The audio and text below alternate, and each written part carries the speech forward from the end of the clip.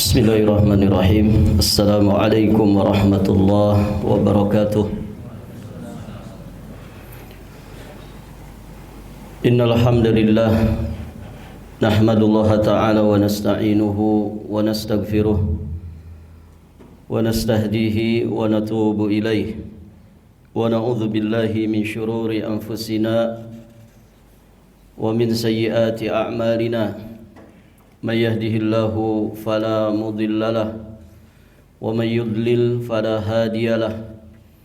Asyhadu an la ilaha illallah wahdahu rabbi la syarika lah wa asyhadu anna Muhammadan abduhu wa rasuluh. Qala Allah ta'ala fi kitabihil karim, ya ayyuhalladzina amanu taqullaha haqqa tuqatih wa la tamutunna illa wa antum muslimun, amma ba'd. Allahumma inna nas'aluka ilman nafi'an wa na'udzu bika min ilmin la yanfa'.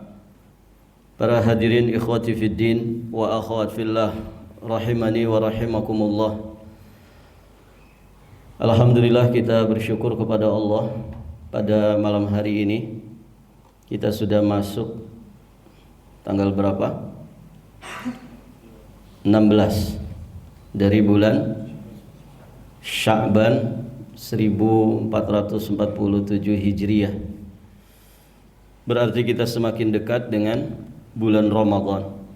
Semoga Allah sampaikan kita semua ke bulan Ramadan.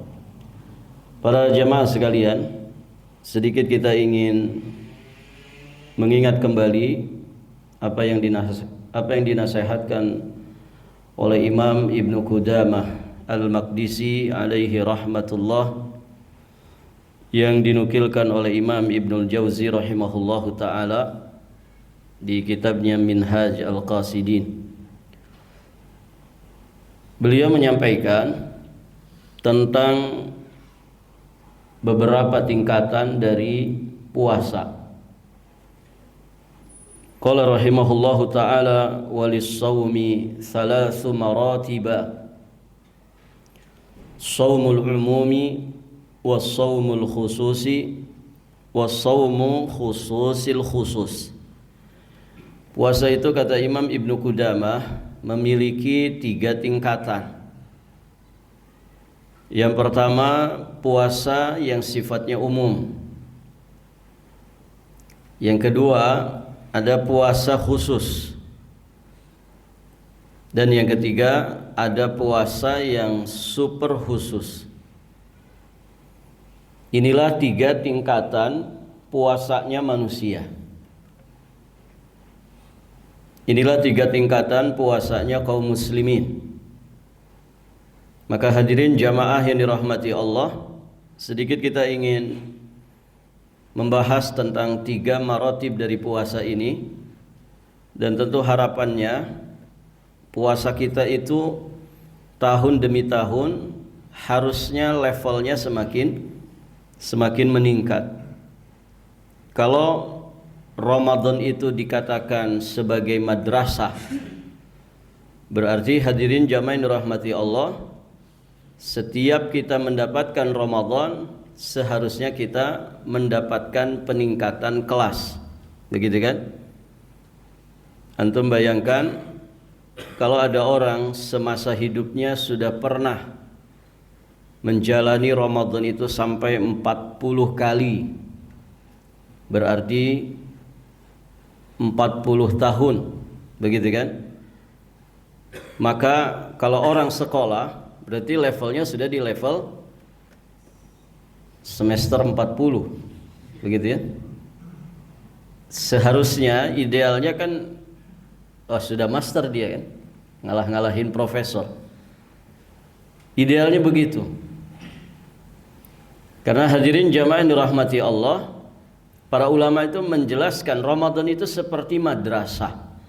Namanya madrasah berarti tempat kita belajar, tempat kita ngederes, belajar tentang segala hal, terutama tentang diri kita ini. Siapa sebenarnya kita di hadapan Allah Subhanahu wa ta'ala. Maka dengan demikian Ramadan ke Ramadan itu seharusnya selalu ada peningkatan. Kalau dulu kita mungkin di awal-awal belajar puasa, mungkin ada di level shaumul umum. Tapi itu tidak boleh terjadi kalau kemudian kita sudah 10 kali Ramadan. Seharusnya setidak-tidaknya di Ramadan ke-11 dalam perjalanan hidup kita, ya selayaknya kita sudah berbeda levelnya, menjadi saum yang khusus. Untuk selanjutnya terus ditingkatkan sampai kemudian pada level saum yang dikatakan oleh Imam Ibnu Qudamah khususil khusus, puasa yang super khusus, bukan puasa biasa. Taib, hadirin jamaah yang dirahmati Allah, begitu idealnya. Namun ada kalanya barakallahu fikum, sebagian orang itu semakin kesini ternyata semakin jelek keadaannya. Maka merugi orang-orang yang Ramadan di tahun ini lebih jelek daripada Ramadan di tahun sebelumnya. Seharusnya lebih baik. Ya, maka di antara persiapan yang penting kata para ulama, mengazamkan Ramadan di tahun ini harus lebih baik daripada Ramadan di tahun sebelumnya. Wa innahu la yazidul mu'min umruhu illa khaira. Sesungguhnya tidaklah bertambah umurnya seorang mukmin kecuali bertambah kebaikannya di sisi Allah Subhanahu wa taala. Taib, hadirin jamaah yang dirahmati Allah. Kita akan jelaskan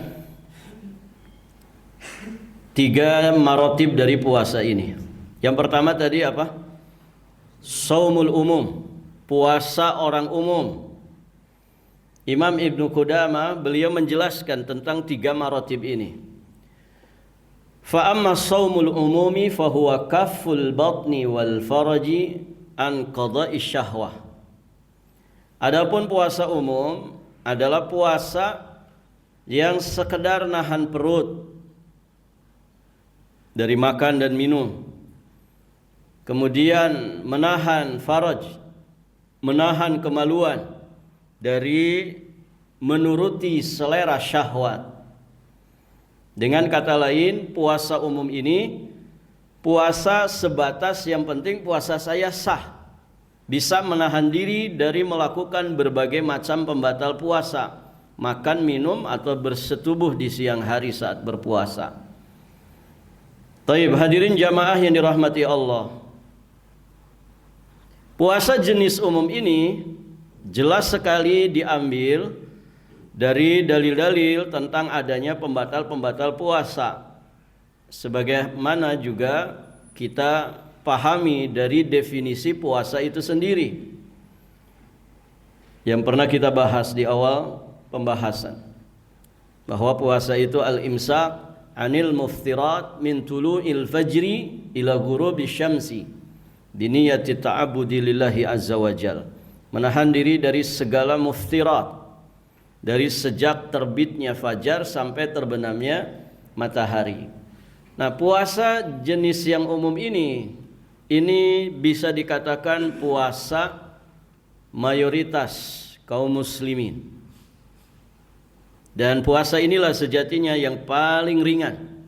Ya, sebagaimana dikatakan oleh Maimun bin Mihran rahimahullahu taala, ahwanus siyami tarkut ta'ami wasyarab. Seringan-ringannya puasa adalah sekedar meninggalkan makan dan minum saja. Taib para jamaah, ya, puasa umum ini puasanya pemula sejatinya. Puasa orang-orang yang mungkin baru akil balik, ya belum banyak pelajaran yang bisa diserap, maka puasanya puasa jenis umum, yang paling tidak dia mendapatkan puasa yang sah, gugur kewajibannya, selesai. Taib, hadirin jamaah yang dirahmati Allah, tentu kita tidak menginginkan puasa jenis ini, karena ini umumnya manusia, umumnya kaum muslimin. Nah, maka berusahalah menaikkan level kita di puasa yang khusus. Kata Imam Ibnu Qudamah, wa amma saumul khusus fahuwa kaffun nadhari wal lisani wal rijli was sam'i wal basari wasairil jawarihi anil atham. Puasa khusus ini adalah puasa yang tidak sekedar menahan diri dari pembatal-pembatal tadi, tapi lebih dari itu, dia pun menahan, mempuasakan matanya dari melihat hal-hal yang diharamkan Allah. Dia pun mempuasakan lisannya dari mengucapkan kalimat-kalimat yang mendatangkan murka Allah. Dia puasakan kakinya dari melangkah ke yang haram. Dia puasakan pendengarannya dari mendengarkan yang haram. Dia puasakan matanya dan dia puasakan seluruh anggota tubuhnya dari perbuatan-perbuatan dosa. Berarti ini level yang lebih tinggi. Level yang lebih tinggi.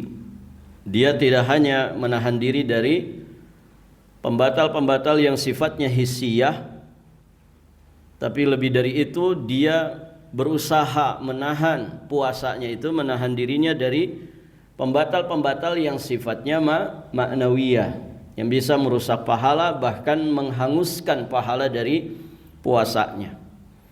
Nah, puasa jenis yang khusus ini diambil dari dalil-dalil yang menunjukkan bahwa hakikat disyariatkannya puasa itu adalah untuk sebuah hikmah yang begitu besar, yakni meraih derajat ketakwaan, meraih derajat kesyukuran, dan juga meraih hidayah dari Allah Subhanahu wa taala. Karena hikmah, di antara hikmah besar dari ibadah puasa, la'allakum tattaqun wa la'allakum tashkurun la'allahum yarshudun. Begitu kan? Di ayat-ayat tentang puasa disebutkan itu, la'allakum tattaqun, supaya kalian itu bertakwa, wa la'allakum tashkurun, supaya kalian itu bersyukur, kemudian la'allahum yarshudun, supaya mereka itu mendapatkan hidayah dari Allah. Nah, itu hadirin jamaah yang dirahmati Allah. Sehingga orang yang berpuasa dengan puasa yang khusus ini, maka bersih, ya, bersih puasanya itu dari segala perbuatan dosa, hal-hal yang dimurkai Allah Subhanahu wa taala. Nah, ini yang dijelaskan diantaranya oleh Jabir bin Abdullah Al-Ansari radhiyallahu taala anhu. Beliau mengatakan, "Idza sumta falyasum sam'uka wa basaruka wa lisanuka 'anil kadhibi wal ma'thami." Apabila engkau sedang berpuasa, maka puasakan pula pendengaranmu, puasakan pula penglihatanmu, dan lisanmu dari dusta dan dosa. Atau hadis yang lain di mana Nabi menyampaikan, "Malam yada qaulaz zur wal amal bih, falaysa lillahi hajah fi ayyada'a ta'amahu wa syarabah." Siapa yang tidak meninggalkan perkataan dusta, perbuatan nista, maka Allah tidak berhajat, Allah tidak butuh kepada usaha dia menahan lapar dan dahaga. Karena maksud disyariatkannya puasa dalam syariat kita, dalam syariat Islam, bukan sekedar itu. Dikatakan oleh Imam Al-Baydawi rahimahullahu ta'ala, "Laisal maqsud min syar'iyyatis saum nafsal ju' wal 'atash, bal ma yatba'uhu min kasri syahawat wa tatwi'in nafsi al-ammarah lin nafsil mutmainnah." Rasa lapar dan haus sama sekali bukan tujuan inti dari kewajiban puasa. Jadi siapa yang paling lapar berarti paling bagus puasanya, enggak begitu. Siapa yang paling haus berarti paling bagus puasanya. Siapa yang paling loyo, siapa yang paling lemas berarti paling bagus puasanya. Enggak begitu. Para hadirin jamaah yang dirahmati Allah. Jadi bukan rasa lapar, bukan rasa haus yang menjadi tujuan inti dari kewajiban puasa. Namun yang diinginkan adalah efek dari kondisi tersebut. Apa efek kemudian dari puasa itu? Dari usaha kita menahan lapar dan dahaga. Apa efeknya? Kalau kemudian efek dari puasa itu adalah kasri syahwat, runtuhnya syahwat kita, kemudian berubahnya jiwa kita dari yang tadinya gemar berbuat dosa, kemudian menjadi jiwa yang tentram, jiwa yang tenang dengan ketundukan kepada aturan Allah Subhanahu wa taala. Nah, ini yang dimaksudkan dari pensyariatan ibadah puasa. Ya, terutama puasa di bulan Ramadan. Nah, kalau ada orang puasanya di level ini, berarti puasanya dia ini adalah puasa yang sudah ada di level puasa orang khusus. Taib para jamaah, berat nggak kira-kira yang khusus ini? Ya berat, ya. Terlebih di masa ini, yang mungkin ada medsos. Barakallahu fikum. Kadang mau buka video kajian, tapi iklannya itu loh, iklan sabun, gitu. Barakallahu fikum. Ya. Kadang juga muncul yang lain, begitu kan? Dengar kajiannya 5 menit misalnya, ya, nonton bolanya 2 jam gitu. Tapi para jamaah, nah, untuk menaikkan level umum ke level khusus ini memang butuh perjuangan. Namun yakinlah, ya, kalau kita memohon taufik dan inayah Allah, insya Allah kita bisa. Insya Allah kita bisa. Puasakan semua jawarih kita ini, puasakan semua anggota badan kita ini dari perbuatan dosa. Taib para jamaah yang dirahmati Allah. Kita lanjut. Puasa yang ketiga apa? Martabah yang ketiga adalah khususil khusus. Puasa yang super khusus. Apa ini puasa yang super khusus? Kata Imam Ibnu Qudamah, fahuwa shaumul qalbi. Puasa yang super khusus itu adalah puasanya hati anil himamid daniyah, dari selera rendahan, wal afkaril muba'adati anillahi subhanahu wa ta'ala, dan juga dari pikiran yang menjauhkan hatinya dari Allah Subhanahu wa ta'ala. Wa kaffuhu siwallah bil kulliyah, dan berpaling, menahan hati dari berpaling kepada selain Allah Subhanahu wa ta'ala secara totalitas. Jadi puasa super khusus itu adalah mempuasakan hati. Jadi tidak hanya mempuasakan dari pembatal-pembatal puasa secara hukum fikih, tapi juga mempuasakan anggota badannya. Semua anggota badannya dipuasakan dari dosa, plus ya ditambah dia puasakan hatinya. Dia puasakan dari hatinya. Dari apa? Dari selera rendahan, dari pikiran-pikiran yang menjauhkan hatinya dari Allah Subhanahu wa ta'ala. Dia pun mempuasakan hatinya, hadirin jamaah yang dirahmati Allah, supaya tidak berpaling kepada selain Allah Subhanahu wa ta'ala. Nah, para ulama menjelaskan dalil-dalil tentang puasa super khusus ini adalah semua dalil tentang puasa sebelumnya. Barakallahu fikum, ditambah dalil tentang bahwa baiknya hati adalah asas bagi baiknya anggota tubuh yang lainnya.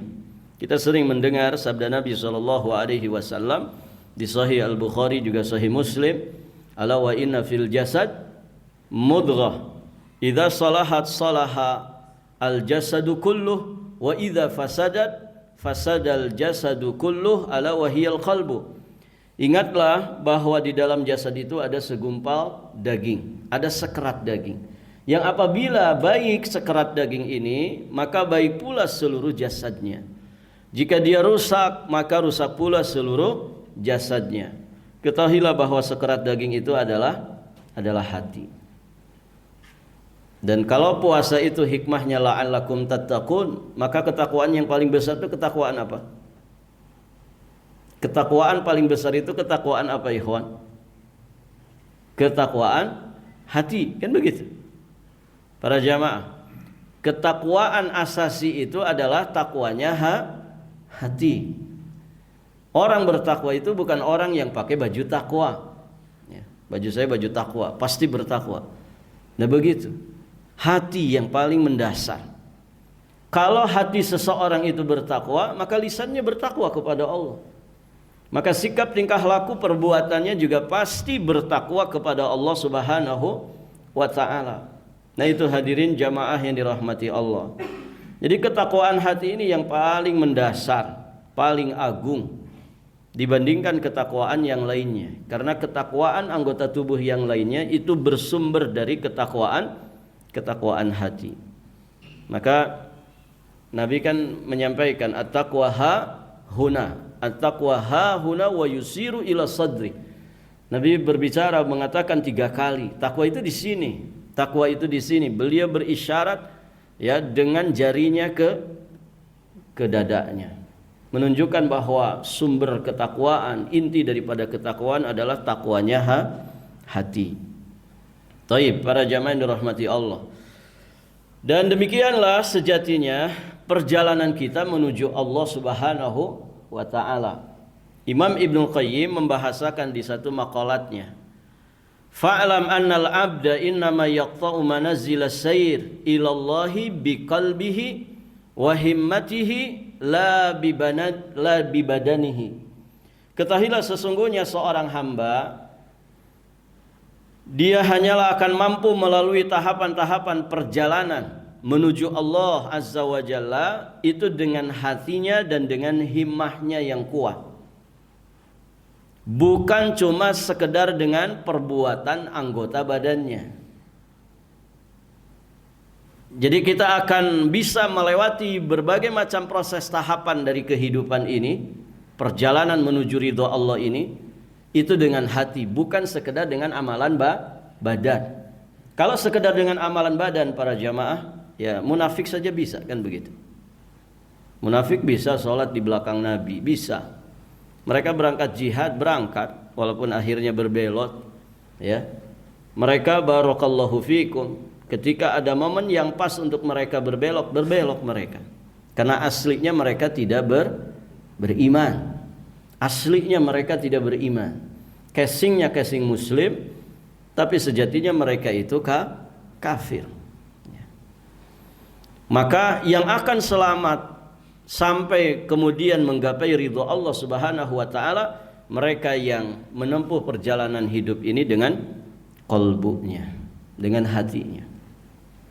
Dan sepakat para ulama, amalan hati itu amalan yang paling utama, gitu ya. Karena dia nanti membedakan mana muslim mukmin dan mana munafik, ya. Taib, hadirin jamaah yang dirahmati Allah. Kemudian Imam Ibnu Qayyim melanjutkan, wa taqwa fil haqiqati taqwal qulub la taqwal jawarih. Hakikat daripada ketakwaan itu bukanlah semata takwanya anggota badan, ya. Tapi yang menjadi hakikat daripada ketakwaan adalah takwanya hati. Bukankah Allah Subhanahu wa ta'ala berfirman di surat Al-Hajj ayat 32, dzalika wa may yu'azzim sya'airallah fa innaha min taqwal qulub. Demikianlah perintah Allah, dan barang siapa yang mentakzim, mengagungkan syiar-syiar Allah, maka sesungguhnya itu berasal dari ketakwaan hati. Kemudian Allah juga berfirman ketika menjelaskan tentang ibadah besar, namanya ibadah kurban. Masih di surat Al-Hajj ayat ke-37-nya. La yanalallahu luhumuha wala dima'uha walakin yanaluhu taqwa minkum.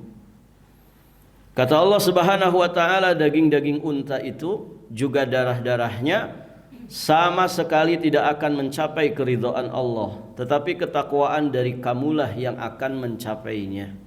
Maksudnya ketakwaan hati. Apa yang kemudian tertanam kuat di dalam hatinya saat dia itu beribadah kurban, ya. Makanya sering diingatkan ibadah kurban itu ibadah besar, ya.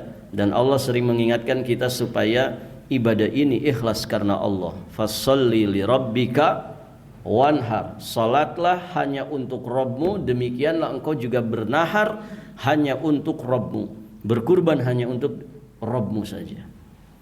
Ini petunjuk untuk kita ikhlas ya di dalam ibadah salat yang sangat nampak, juga ibadah kurban yang sangat nampak. Apakah mungkin orang bisa ria dengan puasanya, ikhwan? Padahal puasa itu adalah ibadah bainana wa bainallah ya. Puasa itu ibadah yang tersembunyi kan gitu, antara kita dan Allah. Mungkin nggak orang puasa nggak ikhlas? Mungkin, walaupun dia ibadah yang tersembunyi, privasi ya. Kan nggak ada kelihatannya orang tuh puasa dan tidak, kecuali kalau kita tanya gitu kan, atau ada undangan mungkin dia minta izin. Beda dengan sholat kan orang datang ke masjid kelihatan. Nah kalau puasa ini tidak terlihat, tapi sama, semuanya berpotensi untuk tidak ikhlas. Kenapa? Pertama, kita punya hawa nafsu. Yang kedua, hadirin jamaah yang dirahmati Allah, ada setan yang merongrong kita. Dia tidak ridho kalau puasa kita itu ikhlas karena Allah. Maka ya, orang yuroi bisyam itu bisa, orang ria dengan puasanya itu bisa ikhwan. Contohnya apa? Ya menampakkan kelesuan, ya jalan ke masjid kayak sempoyongan. Oh hari Senin puasa kayaknya orang. Biar semua orang tahu bahwa dia puasa gitu. Walaupun dia nggak ngomong, anak puasa ya, anak puasa. Enggak, tapi bisa dia ria dengan itu. Ya. Dia tampilkan wajah yang pucat, ya, supaya dianggap ahli munajat dan lain sebagainya. Maka para jamaah yang dirahmati Allah, jaga ini keikhlasan. Ya, di dalam ibadah puasa juga demikian. Walaupun ini ibadah yang tersembunyi antara kita dengan Allah Subhanahu wa taala, namun tidak ada seorang pun yang menjamin dia pasti akan selamat dari yang namanya riya dan sum'ah. Maka hadirin jamaah yang dirahmati Allah, ya berusahalah untuk kemudian menaikkan level puasa kita ini di level puasa yang khusus al-khusus.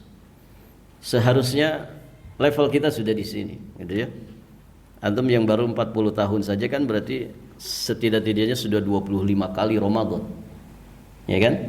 Kalau akil baliknya usia 15. Ini sudah semester 25. Masa dari dulu gitu-gitu aja. Enggak pernah hatam Quran. Kita ini sesibuk apa, ikhwan? Gitu. Menteri bukan, Kapolri bukan, ya. Presiden bukan, sesibuk apa sampai kemudian tidak sempat menghatamkan walaupun satu kali hatam Quran. Kan itu harus jadi tanda tanya besar kan. Ya Allah, puluhan kali saya Ramadan masa tidak pernah hatam. Kemana saja selama ini? Ya, kemana saja selama ini? Kalau kita lihat para ulama zaman dulu luar biasa. Imam Syafi'i 60 kali khatam, begitu kan?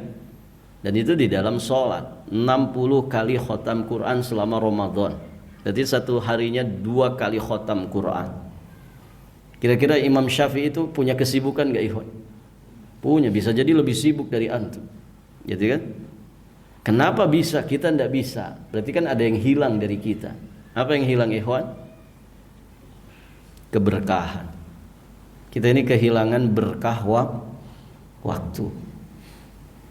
Orang-orang soleh zaman dulu itu berkah waktunya, sehingga sama waktunya sehari semalam 24 jam sama. Dari terbit matahari sampai terbenam matahari itu, ya, sampai muncul lagi matahari sama 1 kali 24 jam. Satu Jumatnya sama 7 hari. Satu bulannya sama antara 29 sampai 30 hari. Satu tahunnya juga sama 12 bulan. Dari dulu kan begitu. Tapi kenapa mereka bisa seperti itu, kita enggak? Nah itulah kuncinya di keberkahan waktu. Di keberkahan waktu. Kita di akhir zaman seperti ini menghilang keberkahan waktu. Enggak kebayang kan gimana? Satu hari 2 kali hatam Quran. Gimana ngebayanginnya tuh kayak apa gitu? Di zaman kita saat ini kan susah, ikhwan. Coba ngebayangin gimana tuh? Taruhlah antum di masjid 24 jam. Kayak sedang itikaf itu kan. Bisa nggak ya? Nggak bisa. Majelis kopinya, kohwahnya lebih. Baru selesai tarawih, kopi. Selesai sudah 2 jam ngobrol ngalor ngidul gitu ya. Kadang gibahin ustad gitu ya. Nasallallahu al-afwa wal afiyah wassalamah. Begitu kan? Hilang, keberkahan ini hilang. Ini yang hilang di masa ini, hilang dari kaum muslimin. Keberkahan waktu. Berkah itu kan kata para ulama, kalau waktu seseorang itu diberkahi, dia bisa mengamalkan amalan yang besar, amalan yang banyak di waktu yang singkat. Yang itu tidak bisa dilakukan yang lain. Nah tadi ikhwan, kita ini berat ngebayangin gimana caranya hatam 1 hari 2 kali, gimana ngatur waktunya itu kayak apa ya. Kita yang itikaf saja standby 1 kali 24 jam di masjid tidak bisa gitu kan. Nah, ini kehilangan berkah waktu yang hilang. Barakallahu fiikum. Makanya para ulama ketika menjelaskan riwayat yang Nabi melarang baca Quran lebih dari kurang dari 3 hari, hatam Quran kurang dari 3 hari. Ya kata para ulama ini tidak untuk setiap, yang dimaksud adalah ya bukan untuk setiap hari. Kalau setiap hari memang dilarang. Ya. Tapi kalau sesekali waktu seperti di bulan Ramadan tidak ada masalah. Tidak ada masalah. Kemudian memperbanyak bacaan Quran sehingga kita bisa hatam kurang dari 3 hari. Tapi kalau dijadikan rutinan, ya kurang dari 3 hari selalu hatam, nah ini dilarang. Kenapa? Karena khawatir ada banyak hal yang kemudian terluputkan dari ma'ani, dari makna-makna al-ayat, ya dari ibrah yang bisa kita dapatkan. Jadi kalau sesekali waktu, terutama di bulan Ramadan, tidak ada masalah. Makanya kita dapati riwayat-riwayat asar-asar para ulama, ya tadi seperti Imam Syafi'i yang hatam di waktu sholat, ya hatam 60 kali selama Ramadan, dan itu bacaan di dalam sholat, bukan bacaan di luar sholat. Ada yang 1 harinya 1 kali hatam, ada yang 3 kali hatam 1 hari ketika ya di 10 terakhir Ramadan. Artinya kan mereka menghatamkan Quran sehari bisa 2 kali, bisa 3 kali, ya bukan 3 hari sekali. Nah dari sini kata para ulama boleh, sesekali boleh, kurang dari 3 hari kita menghatamkan Quran di momen-momen yang memang kita dianjurkan untuk memperbanyak bacaan Quran. Tapi dijadikan itu rutinitas, rutinitas bahwa kita hatam kurang dari 3 hari, nah ini yang tidak diperkenankan. Allahu ta'ala a'lam bis-shawab. Taib para jamaah yang dirahmati Allah subhanahu wa ta'ala. Dan satu lagi saya tambahkan, di puasa super khusus tadi ya, disampaikan oleh Imam Ibnu Qudamah bahwa yang dipuasakan itu hati, kemudian juga pikiran yang menjauhkan kita dari Allah Azza wa Jalla. Maka orang yang sedang berpuasa, jaga pikiran, puasakan juga pikirannya dari hal-hal yang tidak pantas, dari hal-hal yang kotor, ya. Taib para jamaah yang dirahmati Allah, dalam hidup ini jangan serba dipikirkan, gitu ya. Nanti kita Ramadan coba latih, jangan serba dipikirkan. Pikiran kita ini juga harus dipuaskan, ya. Kadang ada orang, mohon maaf, mikirin istrinya orang gitu, luar biasa, mikirin janda gitu kan, mikirin presiden, mikirin ijazah gitu. Nggak usah ribet-ribet mikirin, nggak ada manfaatnya, gitu ya. Barakallahu fiikum. Puasakan pikiran. Ini yang membuat hidup orang itu semakin ruwet, gitu ya. Dia ngurus sendiri saja berat kan, kita ini ngurus diri sendiri saja luar biasa. Ya, mikirin diri sendiri, mikirin istri, mikirin anak-anak. Nah kita ini sok hebat begitu. Rumah tangga orang dipikirin, begitu kan? Barakallahu fiikum. Pikirkan hal-hal yang bermanfaat, tidak ada masalah, gitu ya. Pikirkan hal-hal yang mengandung maslahat ya bagi diri, keluarga dan umat, tidak ada masalah. Nah, di bulan Ramadan itu kita dididik untuk itu. Coba kosongkan semuanya, kosongkan. Fokus aja kepada Allah Subhanahu wa taala. Nah, demikian para jamaah. Baik. Sampai di sini. Semoga yang sedikit ini bermanfaat. Jadi ada 3 marotib puasa. Pertama tadi apa? Puasa umum, yang kedua puasa khusus, yang ketiga puasa khususil khusus, puasa super khusus. Ada yang bisa jelaskan? Puasa umum itu apa? Ini ada hadiah nih. Puasa umum itu apa, Pak? Menahan. Coba ulangi. Puasa yang sebatas Yang lengkap. Menahan diri dari segala pembatal puasanya. Makan, minum, sama satu lagi hubungan badan dengan istri saat berpuasa. Mulai dari kapan? Terbitnya fajar sampai terbenam matahari. Barakallahu fiik. Ini ada hadiah, silahkan. Iya. Yang kedua puasa khusus. Tadi apa puasa khusus? Barakallahu fiik.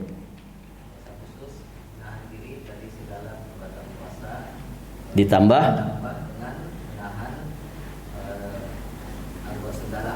seluruh anggota badan kita dari perbuatan dosa. Barakallahu fiik. Fadhal. Satu lagi puasa khususil khusus. Siapa yang bisa jelasin tadi? Puasa yang tidak hanya sekedar menahan diri dari pembatalnya, tidak hanya sekedar tadi puasa kedua tidak hanya sekedar mempuasakan anggota badan, tapi juga ditambah apa?